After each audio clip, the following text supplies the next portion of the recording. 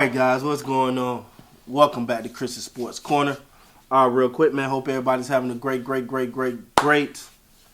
Wednesday, man. Wednesday. I know, guys. I know I've been slacking, man. I ain't been on top of it, guys. If you've been following things for me a little bit, y'all know, man. There's been a lot going on in my personal life. Um, that sometimes it drains me, you know. But we got to keep it pushing, man. We got to keep it going. So, with all that out the way, let's talk about the Brooklyn Nets. GM came out and said some things, him and Steve Nash.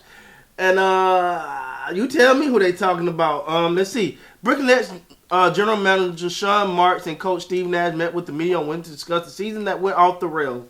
The Nets were swept out of the first round. We all know that. Some key things. Marks, who took the majority of the question, held himself accountable, saying that he has to get back to the drawing board and look for the type of players that can improve the culture of the team. He says that Ben Simmons has a new lease on life, so to speak, after his recent back surgery. Most notably, Marks did not let Kyrie off the hook for choosing not to get vaccinated and missing most of the season.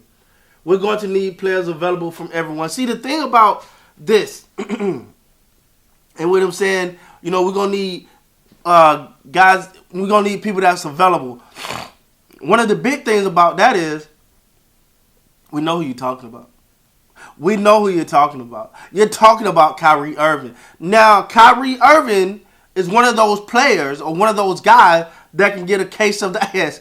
And he'll start to feel some type of way. He's I want to say, fragile a little bit. But any little thing, he feel like, oh, y'all targeting me? Y'all don't, you know what I'm saying? So you have to be careful with how you handle this situation.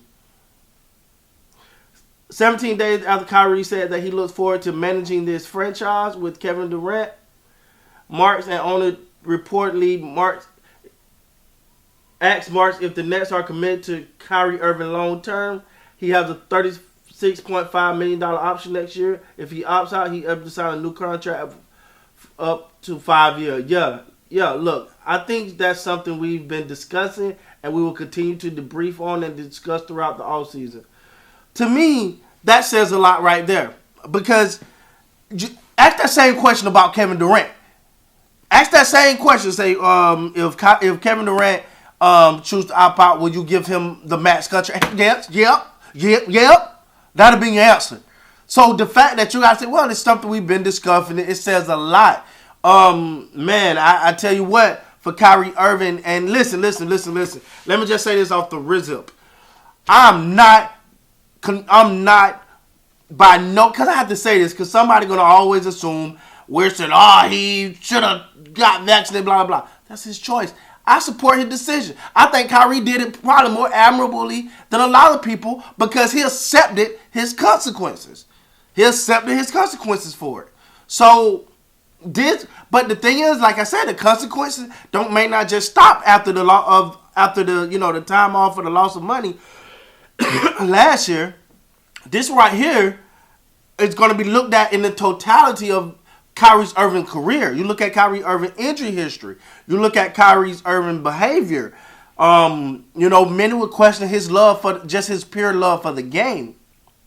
So you look at that in its totality and you go, and this ain't looking good. Now, him missing because of that situation, there's a great chance that type of situation can't arise. So I don't think you should just judge him just based off of him not, receiving the vaccination and blah, blah, blah.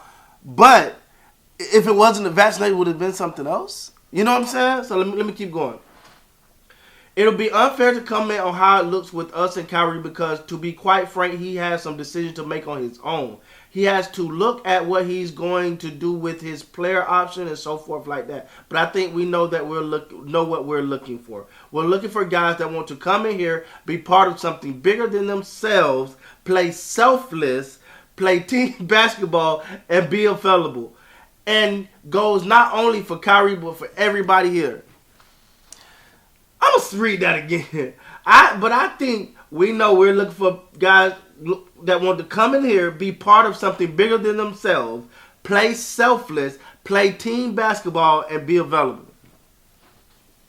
I don't know. Y'all tell me who that sound like they're talking about. Now, I've never considered Kyrie a selfless on court player though. I mean, he's a ball dominant guy, but I don't see him as a guy that just want to ball. I never thought he was a guy that just wanted his shots and his points. Right? I never felt that way about Kyrie, even though he get his shots up. I never felt like that about him. But it depends on. It depends to me. It depends on when you say selfless. Sorry. When you say selfless, what are you talking about? Are you talking about just basketball on the court or in total? Because there are some people, not me, I'm not one of them, but there are some people that say Kyrie Irving is overall selfish. Overall for the team, he's selfish. Be available. When the last time we said the word available with Kyrie Irving? You take away, all right, let's take away the whole pandemic thing, right? When the last time he played a full season? Not in Boston, not in Brooklyn prior. He was hurt last. Like, he got an injury history. Then he got. But for one, I think the Brooklyn Nets got a subject they kind of created. They didn't create this monster, but they kind of enabled this monster. And what I mean by that is you let him get away with it for even prior to this season. You let him get away with not showing up, not playing, and not even telling nobody. Told a couple players didn't even relay it to his coach or upper management. You let him get away with that. So you're now trying to go back on and correct the issue you started. Let me see what this was something else I had pointed out in here.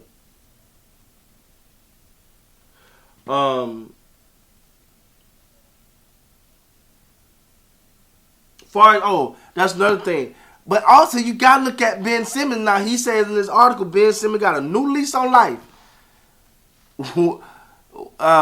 When did this happen? Because if I'm reading, if you follow my channel a little bit, you see me when I did a report on him believing the stress from Philly is what caused it contributed to his back injury, which he's now having which he already had surgery on. So when did he get this new lease on life? Like after the surgery, like I'm good now, new lease on life. I've said this before about Ben Simmons. I said in my last, Ben Simmons got a side of basketball and criticism is something he can deal with and take and handle. That's something Ben Simmons got to figure out for Ben Simmons. So I don't want to say you feel bad for KD, but I mean you had Harden. He wanted out of there fast. You had Ben Simmons. Don't know what you're going to get from him.